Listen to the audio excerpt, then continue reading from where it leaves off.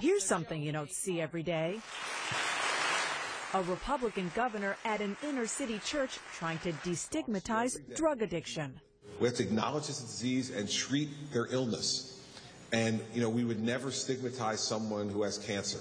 Right.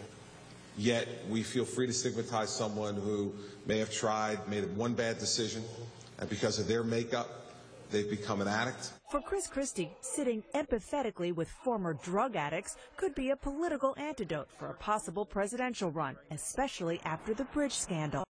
For the most part, the image of you is the tough-talking, finger-wagging New Jersey governor, and this is a different Christie. Is that intentional?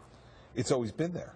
I mean, the fact is that that's the stuff that gets the most publicity because it's the most entertaining on television, and I get that. As a leader, you need to be compassionate and you need to listen, and I have that ability to do that too.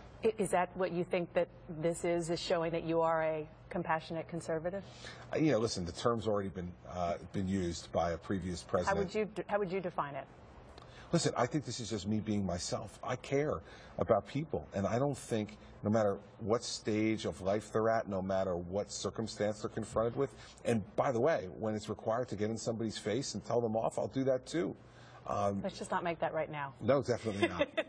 Christie held this forum on drug addiction at the church where Whitney Houston, an addict who lost her battle, grew up.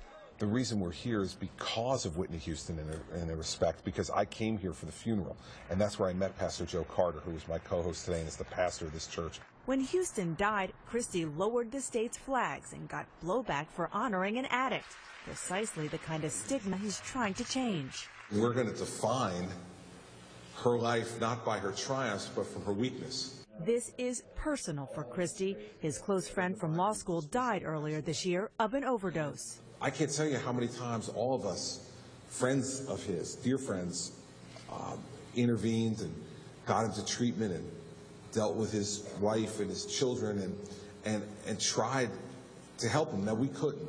Christie wants to put nonviolent drug offenders in treatment, not jail, and make help accessible and acceptable.